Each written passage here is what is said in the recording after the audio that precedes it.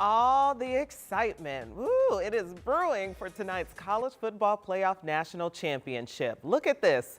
IU could deliver the state its first national championship title. And you can just feel all the energy that's surrounding tonight's game. Thank you so much for joining us here at noon. I'm Felicia Lawrence.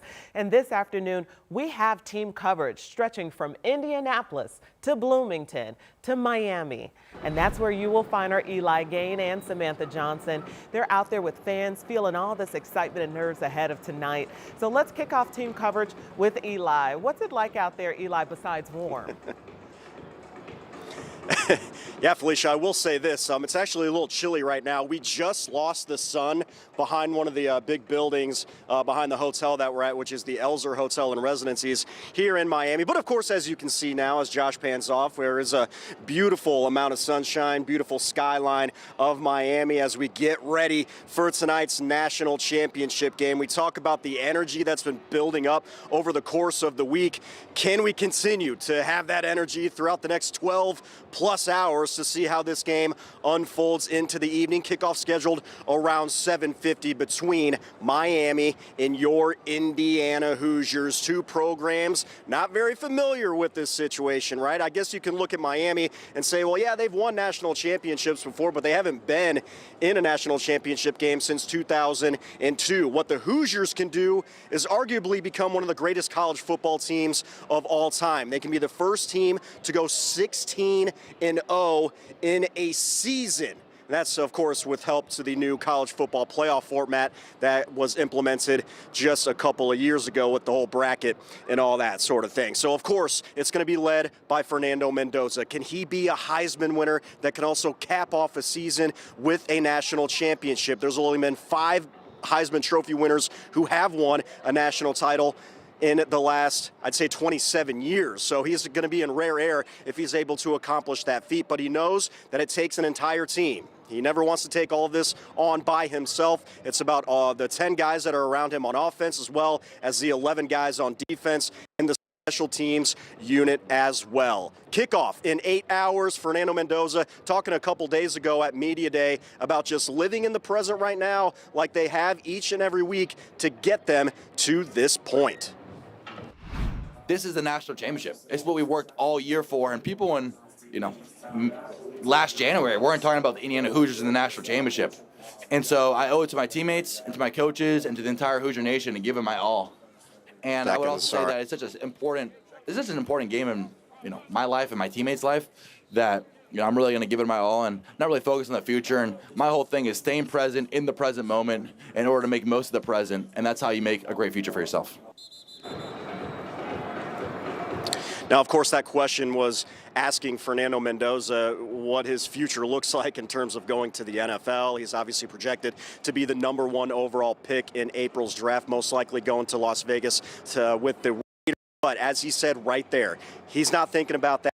He's thinking about today, playing in the city that he grew up in. He went to high school here. He won a state championship here at Chris Columbus High School. So he's going to have some family and friends in the building at Hard Rock Stadium, and that's where we are going to be as well, starting at 4 o'clock this evening, then more coverage at 5 and 6. That's all going to be on WTHR Plus. But if you want to see what we've covered the last few days, and we have a bunch of it. We have Media Day from Saturday. We have the dual coaches press conference from yesterday, all on WTHR Plus. A lot of great content there. But here we are. We are on the final day of this college football season. A little depressing, so to speak, because this is going to be the final college game of the year, which means football is going to be done in just a couple of weeks. Let's see if the Hoosiers can end their season, this historic one, on top with a national championship. Felicia?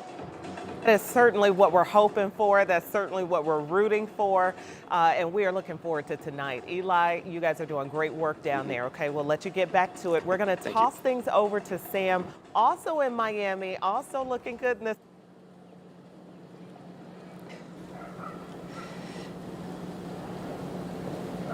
Thank you, Felicia. What a beautiful downtown Miami we have to kick off this afternoon, a game day afternoon. And I got to tell you, we've been talking to IU fans for the last couple of days now, and they've been energetic and excited. But today, They seem focused, okay? We've been passing them on the sidewalk. They have coffee in hand, caffeinated, and getting in the right mindset for tonight. Take a look around, though. Enjoy this beautiful sight. We are sending some warmth back home to Indiana. You're looking at the bay, Miami Beach off in the far distance. And if you turn all the way around, we have some IU fans who are at a manatee sighting right here on the bay. Beautiful day in downtown Miami.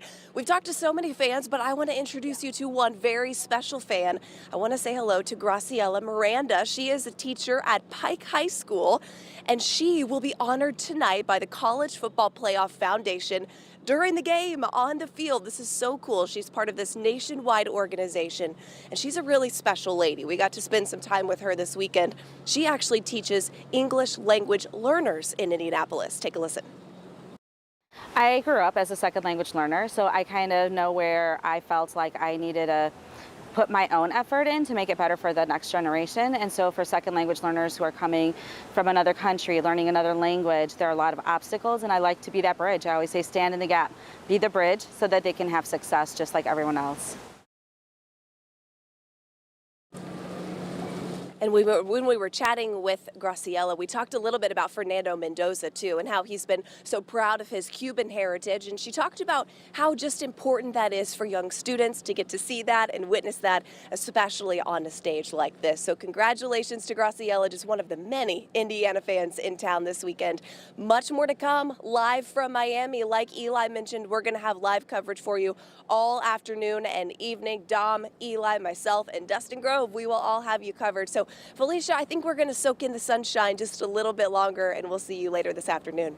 Yes, look at you, yachting it out in Miami. Looking good on you, Sam. We appreciate it. All right, and everybody here back at home has their red on, including Lindsay Monroe, our meteorologist. You're looking good in your boat. Oh, thank you. Yeah, getting in the spirit here. You know, it's really not all that warm in Miami. I know they make it look good, but it's only like 59 down there, so it could be warmer. In fact, as we get into the evening tonight, there's your current temp down in Miami, 59. Central Florida actually had one of those cold weather alerts in effect for that region, and there was some snow in the Panhandle there yesterday. So this cold air, it's not contained just to us here in central Indiana. That cold air is dropping all the way down into the southeastern U.S. Now, it's going to feel pretty good tonight for the championship game down in Florida.